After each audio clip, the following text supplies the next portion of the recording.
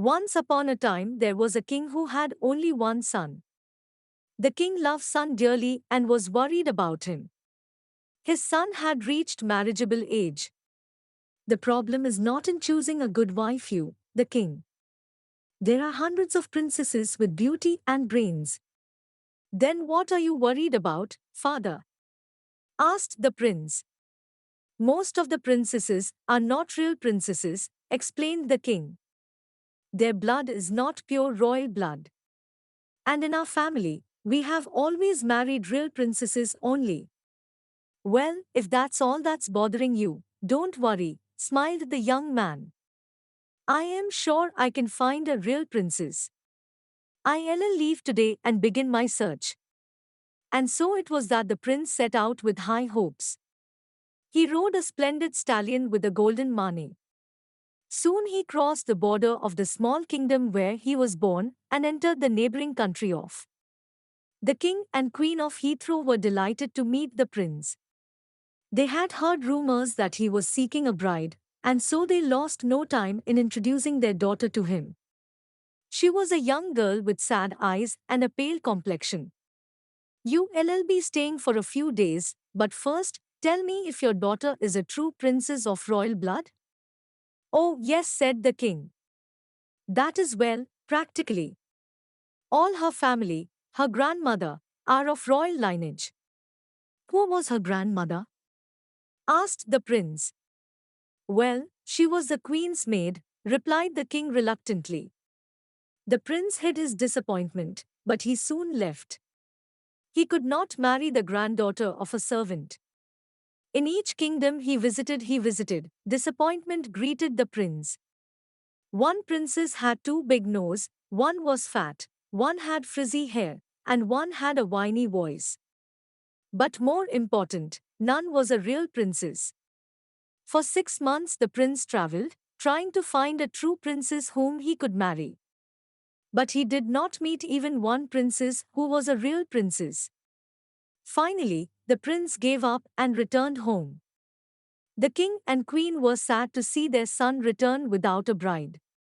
They became sadder yet when they saw how lonely he was. Months passed, and through they continued to search, they still could not find a real princess. Maybe we shouldn't that be enough? No, said the queen. Our family has never settled for less. But if our son never marries, there will be no more family. The right girl will come along. We just have to wait, said the queen.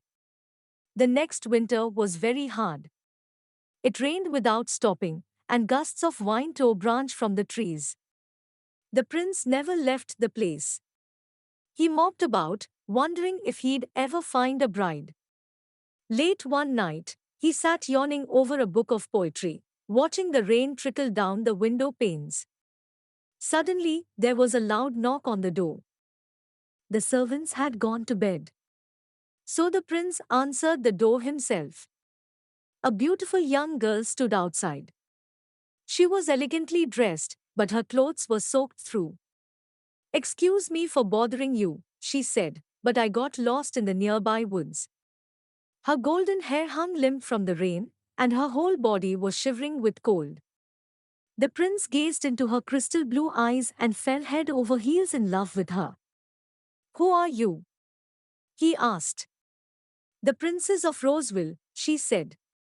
We were crossing the woods, my carriage overturned. The coachman got badly hurt, and my maid family. So I decided to look for help and got lost in the storm. Come right in, said the prince. Then he called the servants and sent them to find the carriage and to help the coachman and maid. This is the girl I want to marry, he said aside to the king and queen. We shall see, said the king. The king, the queen, and the prince met the supposed princess of Roseville over a late-night snack. You have been so kind to me, said the princess. It is nothing, said the king. Merely our duty. He looked the girl over carefully. I don't think I know your country.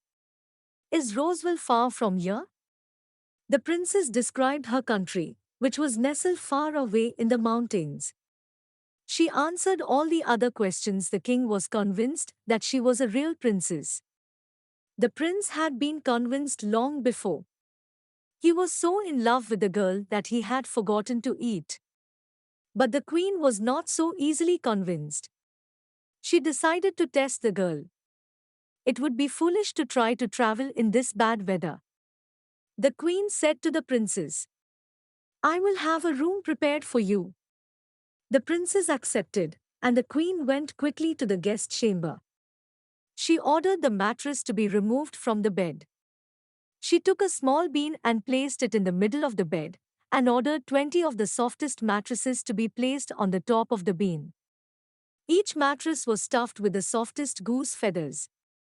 "We shall see what happens," smiled the queen when the princess climbed into the bed. Next morning, the queen went to greet the princess. "How did you sleep last night?" she asked the young girl. "I hate to say, but I had a terrible night," replied the princess, looking exhausted. "I couldn't sleep a wink. I was so uncomfortable. There was something hard under the mattress. I tried to avoid it, but it stuck into me like a knife.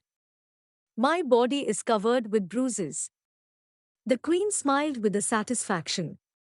No one but a real princess could have noticed the presence of a single bean under the 20 mattress. Only a true princess of royal blood could have such delicate skin. The prince was anxious to hear his parents' decision about the young princess.